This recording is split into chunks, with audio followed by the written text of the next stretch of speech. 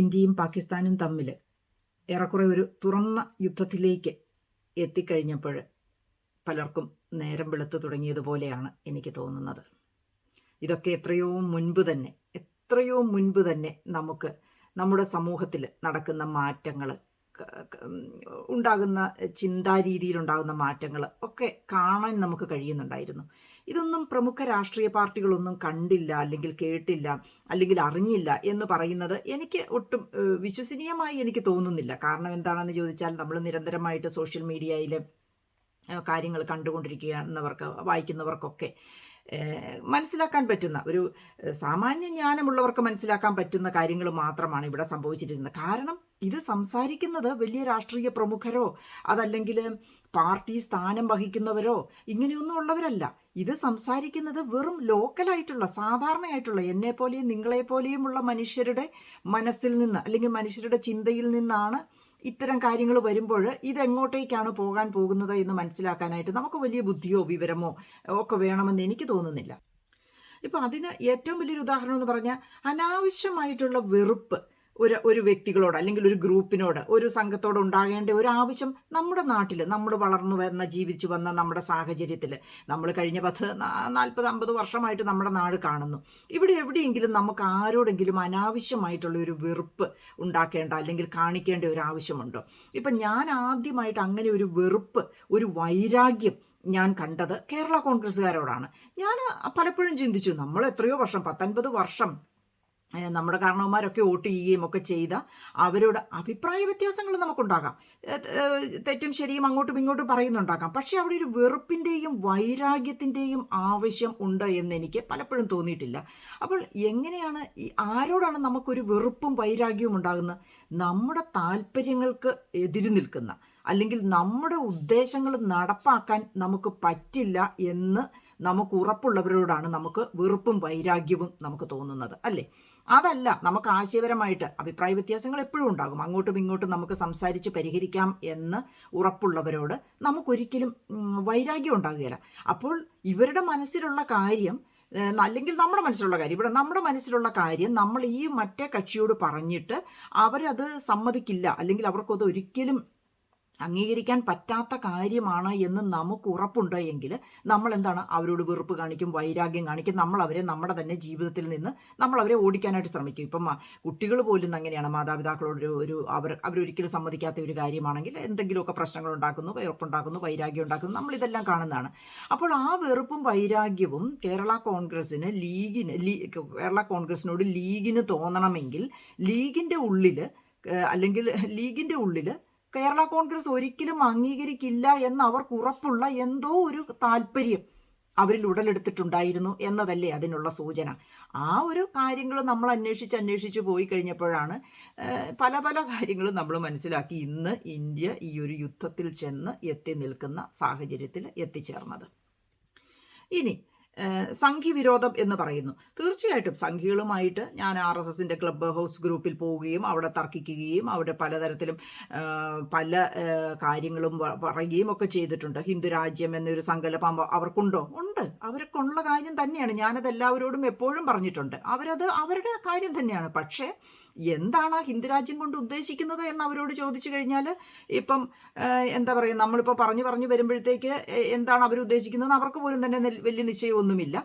ഒരുപക്ഷെ ഞാനിപ്പോൾ ഊഹിക്കുന്നത്, അതിപ്പോൾ പറഞ്ഞു മാറി വന്ന് ചിന്താഗതികൾ അവരുടേത് മാറും. നമുക്കൊരു ആരോഗ്യപരമായിട്ടുള്ള, ആശയപരമായിട്ടുള്ള ഒരു സംവേദം അങ്ങോട്ടും ഇങ്ങോട്ടും ഉണ്ടാകുമ്പോൾ അത് പറഞ്ഞു വ്യത്യാസപ്പെട്ടുകൊണ്ടേയിരിക്കും. എന്നാൽ ഈ മുസ്ലിം സുഹൃത്തുക്കളുമായിട്ട് നമുക്ക് അങ്ങനെ ഒരു ആശയപരമായിട്ടുള്ള ഒരു സംവാദം നമുക്കൊരിക്കലും സാധ്യമല്ല. കാരണം അപ്പോഴേക്കും വെറുപ്പായി, വൈരാഗ്യമായി, ചീത്തവിളിയായി, തെറിവിളിയായി. പിന്നെ അവർ ആ വിഷയം ഉപേക്ഷിച്ചിട്ട് അവർ പോവുകയാണ് അവിടുന്ന്. അവർ നമ്മളെ ഓപ്പോസിറ്റല്ലേ തീവ്രവാദിയാക്കി, കാസ തീവ്രവാദി ഇങ്ങനെയൊക്കെ പറഞ്ഞ് അവരവിടുന്ന് പോവുകയാണ്. കാരണം എന്താണ്? ഇത് പരിഹരിക്കാൻ പറ്റുന്ന ഒരു വിഷയമല്ല. ഇത് യുദ്ധം ചെയ്ത് തീർക്കേണ്ട ഒരു വിഷയമാണ് എന്ന് അവർക്കും അറിയാം. പിന്നെ അവരോട് അടുത്ത് ഇടപഴകുന്ന, അവരോട് സംവദിക്കാൻ ശ്രമിക്കുന്ന, അല്ലെങ്കിൽ അവരിലേക്ക് കാര്യങ്ങൾ അറിയാനായിട്ട് ഇറങ്ങിത്തിരിക്കുന്നവർക്കും മനസ്സിലാകും. രാജ്യം ഇന്ന് അഭിമുഖീകരിക്കുന്ന പ്രശ്നം, യുദ്ധം എന്ന് പറയുന്നത് 2 രാജ്യങ്ങൾക്കും നഷ്ടങ്ങൾ മാത്രം ഉണ്ടാക്കുന്നതൊന്നാണ്. ഞാൻ വർഷങ്ങൾക്ക് മുമ്പ് എൻ്റെ മകനുമായിട്ട് ഇങ്ങനെ സംസാരിച്ചപ്പോൾ അവർ പറഞ്ഞു, നിങ്ങൾ ഇന്ത്യക്കാർ അല്ല എന്തൊരു പൊട്ടന്മാരാണ്, നിങ്ങൾ അതിർത്തിയിൽ ഈ മഞ്ഞ് മൂടിക്കിടക്കുന്ന ഈ സ്ഥലത്ത് എന്തുമാത്രമാണ് നമ്മൾ പ്രതിരോധത്തിന് വേണ്ടി നമ്മൾ ഇൻവെസ്റ്റ് ചെയ്യുന്നത്. എന്തുകൊണ്ടാണ് നമുക്കങ്ങനെ പ്രതിരോധത്തിന് വേണ്ടി നമ്മൾ ഇൻവെസ്റ്റ് ചെയ്തത്? നമ്മുടെ അയൽരാജ്യങ്ങളുമായിട്ട് നമുക്കൊരു സഖ്യത്തിന്, നമുക്കൊരു സന്തോഷത്തിൽ, സമാധാനത്തിൽ നമുക്ക് കഴിഞ്ഞു പോകാൻ പറ്റുമെങ്കിൽ, എല്ലാവരുമായിട്ടും കഴിഞ്ഞു പോകണമെന്ന് ഞാൻ പറയുന്നില്ല, കുറഞ്ഞ പക്ഷം ഇന്ത്യയും പാകിസ്ഥാനും ബംഗ്ലാദേശും ഇവർ മുൻപ് ഒരു രാജ്യമായിരുന്നവരാണ്.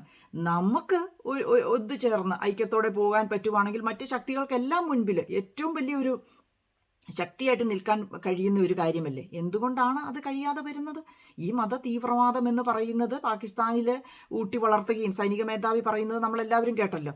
അതിന് ശക്തമായൊരു പിന്തുണ ഇന്ത്യയിൽ നിന്ന്, ഇന്ത്യക്കകത്തു നിന്ന് കിട്ടുകയും കൂടെ ചെയ്യുമ്പോൾ മാത്രമേ അവർക്കത് അപ്ലൈ ചെയ്യാനായിട്ട് പറ്റുള്ളൂ. അതല്ല എങ്കിൽ ആ രാജ്യത്ത് തന്നെ അതവിടെ നിൽക്കും, ആ രാജ്യത്ത് തന്നെ അത് നശിക്കുകയും ചെയ്യേണ്ടതാണ്.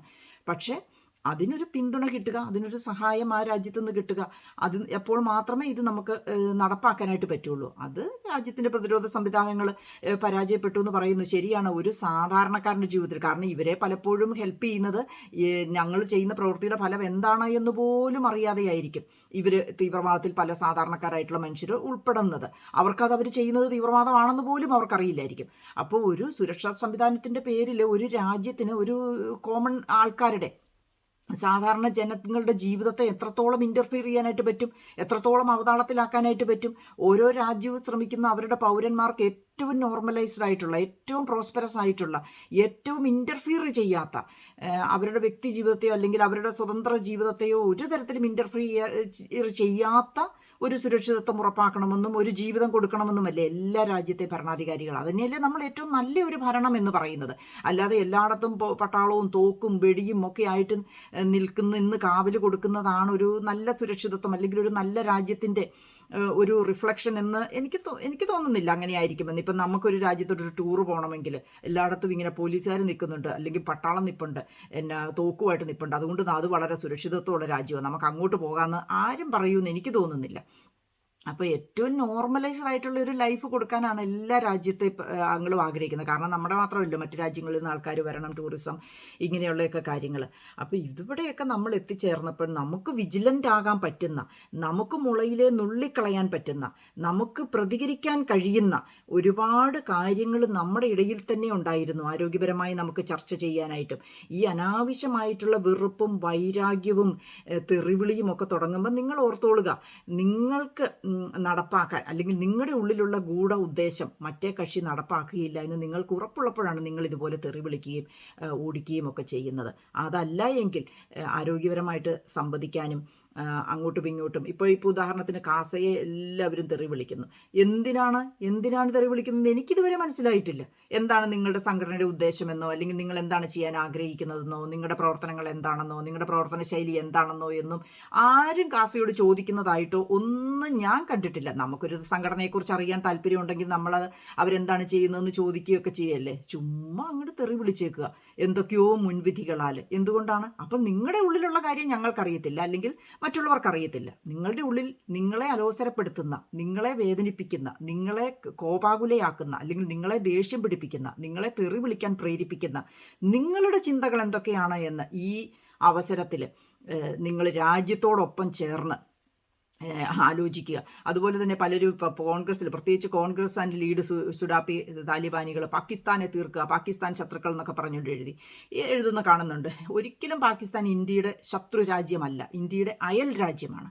പാകിസ്ഥാനിൽ വളരുന്ന മത തീവ്രവാദം എന്ന് പറയുന്നത് തീർച്ചയായിട്ടും ഇന്ത്യ എതിർക്കുന്ന അല്ലെങ്കിൽ ഇന്ത്യ എതിർക്കുന്ന ഒരു കാര്യമാണ്. എന്നാൽ പാകിസ്ഥാൻ എന്നൊരു രാജ്യം ഇന്ത്യയുടെ അയൽ രാജ്യമാണ്, ഇന്ത്യയുടെ ശത്രു രാജ്യമല്ല. ഇനി ആ ഒരു ലേബലുണ്ടാക്കി ഞങ്ങൾ പാകിസ്ഥാനെ തീർക്കാനായിട്ട് വലിയ സൈന്യത്തെ ഉണ്ടാക്കി വെച്ചു, സേനയെ ഉണ്ടാക്കി വെച്ചു, കോൺഗ്രസ് ഭരിച്ചതുകൊണ്ട് ഇവിടെ എല്ലാം ചെയ്യുന്നു, ഇതൊക്കെ വെറും ഉളത്തരങ്ങളാണ്. ഇങ്ങനത്തെ കാര്യങ്ങളൊന്നുമല്ല ഇപ്പോൾ പറയേണ്ടത്. നമ്മുടെ അയൽ രാജ്യങ്ങളുമായിട്ട് ഏറ്റവും സമാധാനത്തിലും ശക്തിയിലും നമുക്ക് എല്ലാവരുമായിട്ട് പോകാൻ പറ്റുമെന്ന് ഞാൻ ഒരിക്കലും പറയുന്നില്ല. പക്ഷേ ഒരിക്കൽ ഒന്നായിരുന്നവർക്ക് വീണ്ടും ഒന്നായി പോകാനെങ്കിലും കഴിഞ്ഞാൽ മാത്രമേ അത് ഈ ലോകത്തിനൊരു മാതൃകയാകുകയുള്ളൂ. അതാണ് ഈ ലോകത്തിന്. കാരണം ഇന്ത്യ തിളങ്ങി നിൽക്കുന്ന ഒരു രാജ്യം തന്നെയാണ് ലോകത്തിൻ്റെ മുൻപിൽ. അതുകൊണ്ട് ഇന്ത്യക്ക് ശത്രു രാജ്യങ്ങളില്ല, ഇന്ത്യക്ക് അയൽ രാജ്യങ്ങളുണ്ട്. ഇന്ത്യക്ക് ഒരു ആശയപരമായിട്ട് റിലേഷൻഷിപ്പിൽ പോകാൻ പറ്റാത്ത രാജ്യങ്ങളുണ്ടായിരിക്കാം. അവർ പോലും അവരുടെ ശത്രുക്കളല്ല. അവരുമായിട്ട് നമുക്ക് ഐക്യമില്ല എന്ന് മാത്രമേ ഉള്ളൂ. അപ്പോൾ ആ ഒരു നിലവാരത്തിലേക്ക് ഈ അവസരത്തിൽ പിന്നെ ഉയരാൻ ജനത്തിന് കഴിയട്ടെ എന്ന് ഞാൻ പ്രാർത്ഥിക്കുന്നു. ഈ ശത്രുത, വെറുപ്പ്, ശത്രുക്കൾ ഇങ്ങനത്തെ വാക്കുകളൊന്നുമല്ല ഇപ്പോൾ ഉപയോഗിക്കേണ്ടത്. എവിടെയാണ് തിരുത്തലുകൾ വരുത്തേണ്ടത്, എവിടെയാണ് മാറ്റങ്ങൾ വരുത്തേണ്ടത് എന്ന് അറിഞ്ഞ് ചിന്തിച്ചുകൊണ്ട് മാറാനും സ്വന്തം ചിന്താഗതികളെ, സ്വന്തം മനസ്സിനെ ഒന്ന് റിഫ്ലക്റ്റ് ചെയ്യാനും ഈ സൈന്യത്തോടൊപ്പം അവർ ഈ രാജ്യത്തിന് വേണ്ടി ചെയ്യുന്ന പ്രവർത്തനങ്ങളോടൊപ്പം നമുക്ക് ഓരോരുത്തർക്കും കഴിയട്ടെ എന്നും ഐക്യത്തിൻ്റെയും സ്നേഹത്തിൻ്റെയും സാഹോദര്യത്തിൻ്റെയും സന്ദേശം കൊടുക്കുന്നതോടൊപ്പം തെറ്റിനെ തെറ്റാണെന്ന് പറയുകയും അത് തിരുത്താനുള്ള അവസരം കൊടുക്കുകയും ചെയ്യുന്നത് കൂടിയാണ് നന്മയിലേക്ക് നയിക്കുന്നതിനുള്ള മാർഗമെന്ന് ആശംസിക്കുന്നു, പ്രാർത്ഥിക്കുന്നു.